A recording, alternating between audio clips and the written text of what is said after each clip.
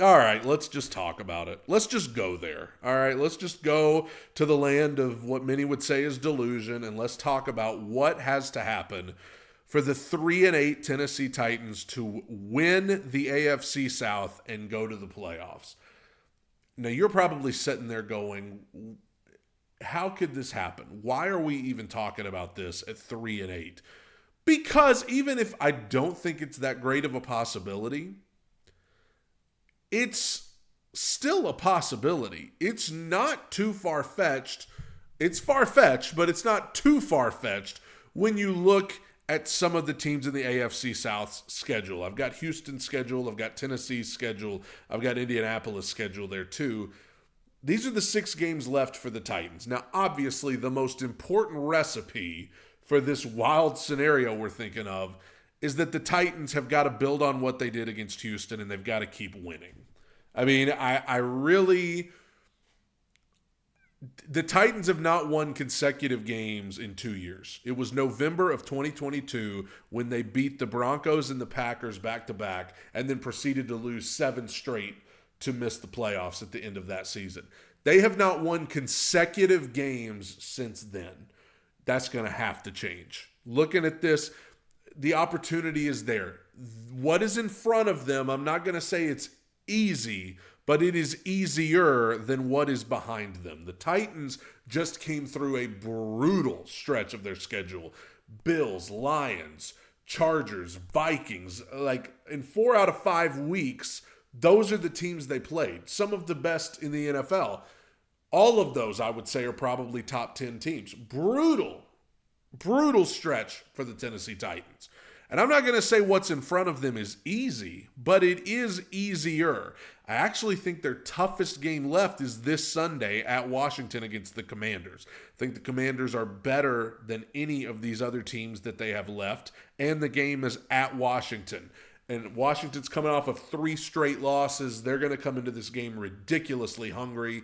Titans struggle with mobile quarterbacks. Jaden Daniels is a mobile quarterback, so I think that's going to be the toughest test for the Titans left. So let's say the Titans lose that game to the Commanders and fall to 3-9. That's got to be it, right?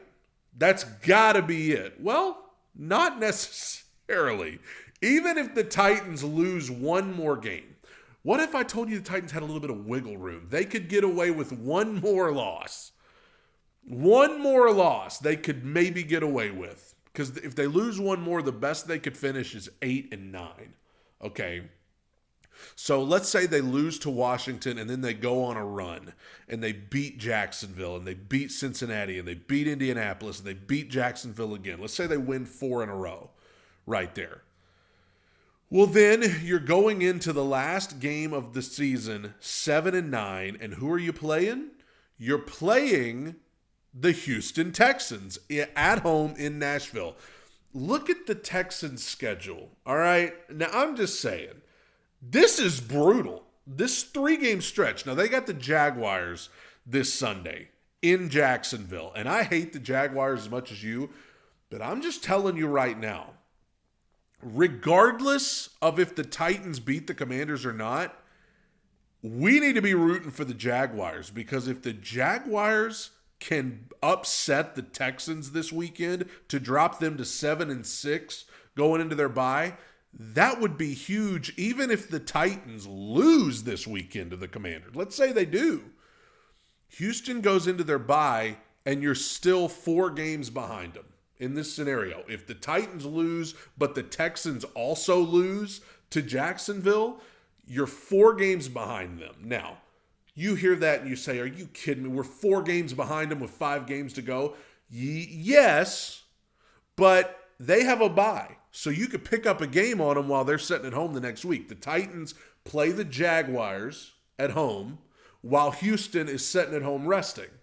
So by the time Houston comes back from the bye, you could be 3 games behind them, which would mean, assuming the Titans keep winning. Now that's all the caveat here. You have to assume that even if the Titans lose to the Commanders, if they come back and beat the Jags, beat the Bengals, beat the Colts, and then beat the Jags again, this is all with the assumption that the Titans start winning. And they're 7-9 going into that last game. And let's say Houston loses to Jacksonville. Houston then needs to go at least 2-1 over these next 3 games when they come back from their bye. And it's a brutal 3-game stretch. The Dolphins, the Chiefs, and the Ravens. That's tough. The Dolphins are playing really well right now. The Chiefs are the Chiefs at Arrowhead. And then the Ravens, who to me are just significantly better than Houston. I don't think right now that the Texans can go 2-1. They could beat Miami at home coming off of a bye. But right now, I don't feel like the Texans, and keep in mind, those 3 games are all within 10 days of each other. Look, they play the Dolphins on the 15th, then they play the Chiefs on the 21st, then they play the Ravens on Christmas Day, the 25th. That's brutal. So if the Titans keep winning, even if they lose to, say, Washington, and then start winning, the Texans, if they lose to Jacksonville, they need to go 2-1, and I think they can go 1-2 over that stretch. They could beat Miami, but I don't think they're winning 2 of these games. Which would mean going into that final game of the season, the Texans would be 8-8, and the Titans would be 7-9, and that final game of the season would be for the AFC South. Now the Colts are still there; they're 5-7, and they got the Patriots this weekend, who I think they will beat, but I don't know. But then they got the Broncos. I don't think the Colts are beating the Broncos. Then the Colts have us at home. Now the Colts already beat us once, so I'm not looking over them, but the Colts then play the Titans at home. And in this scenario, we are saying the Titans go beat them.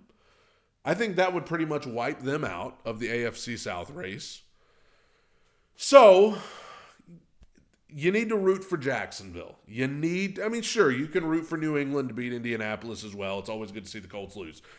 But you really need to root for the Jaguars to pull an upset over the Texans. I don't think they're going to. And if they don't, by the way, if the Texans lose and the Titans lose this weekend, you need the Texans to really lose all 3 of these games when they come back to the Dolphins, the Chiefs, and the Ravens. You would need them to lose all 3 of those. I'm not saying that can't happen, but I don't think it's nearly as likely as them, losing to Jacksonville and then needing to win 2 of these and not being able to. Now, what if the Titans upset the Commanders now? What if the Titans don't lose again?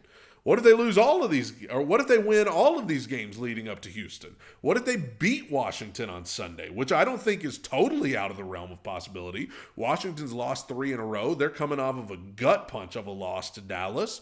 Titans are trying to carry some momentum after a huge upset win over Houston. I'm not going to say it's impossible that the Titans could beat the Commanders, and I'm telling you right now, if Tennessee beats Washington this weekend, and simultaneously Jacksonville beats Houston, we've got a situation on our hands. Texans would be 7-6. Titans would be 4-8. You'd be 3 games behind them. With them on a bye and you playing Jacksonville, the opportunity to then be only 2 games behind them when they come back. So this is all the nerdy stuff that I think of.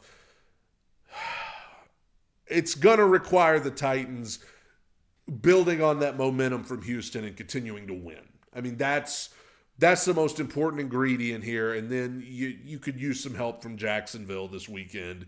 Obviously, Miami, Baltimore, Kansas City, some of those teams. The Colts really need the Broncos to beat them when they play each other.